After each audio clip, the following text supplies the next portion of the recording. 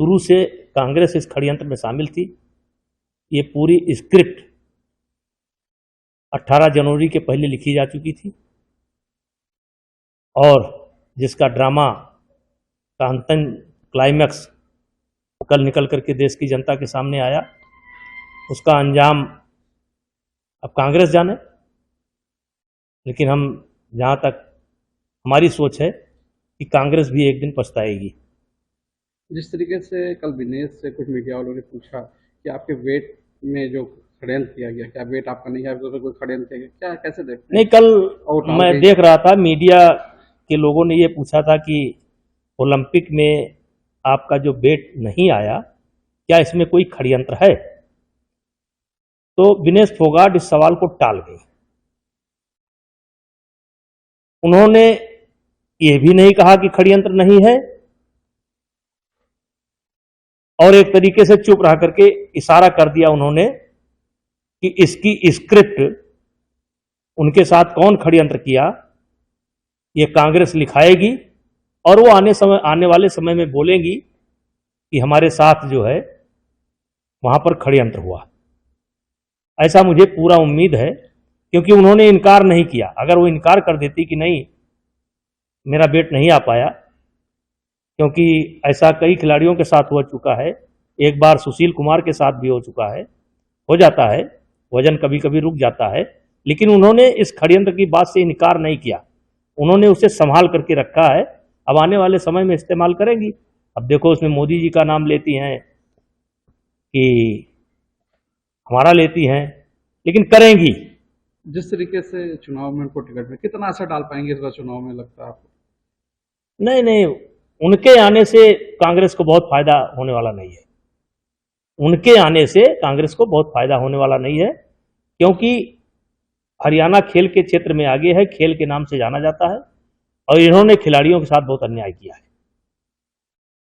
गलत ढंग से ट्रायल दे करके, गलत ढंग से बिना ट्रायल के ये खेले हैं। 1.5-2 साल से कुश्ती की गतिविधि को इन्होंने बिल्कुल बंद करा रखा है, इन्होंने हाईजैक कर रखा है, कोई सांस नहीं ले सकता है और इससे वहां के खिलाड़ियों का बहुत नुकसान हुआ है। मुझे शर्म आती है इस बात की कि जिस आदमी का चार्जशीट में नाम है, जिसके ऊपर यौन शोषण के गंभीर आरोप हैं, जो आदमी इस देश के सदन में नहीं पहुंच पाया, उसको राजनीतिक मंच बार बार मीडिया दे रहा है।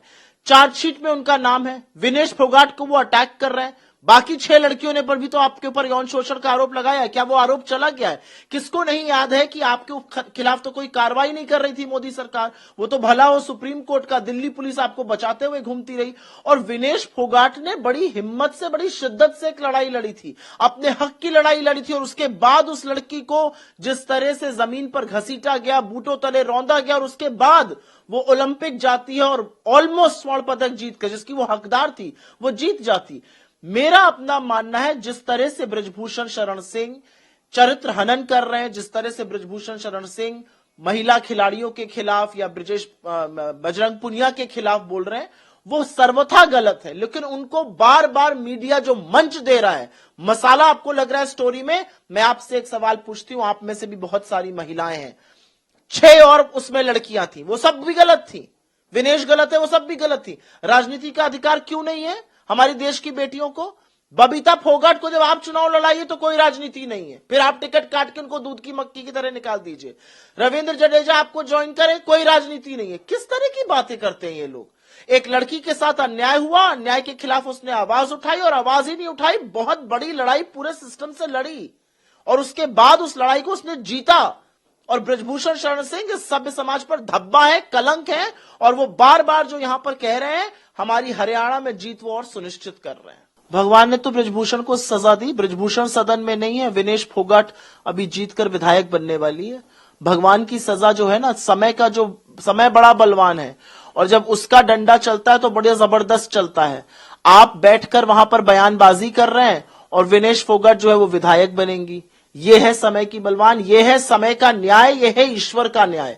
ईश्वर का न्याय ये है कि जो 6 और लड़कियों ने आपके ऊपर शोषण का आरोप लगाया था, वो आरोप आज भी जीवित है, आज भी आप चार्जशीटेड हैं। और इस तरह की बातें एक सार्वजनिक जीवन में व्यक्ति को नहीं करनी चाहिए, वो जो कर रहे हैं।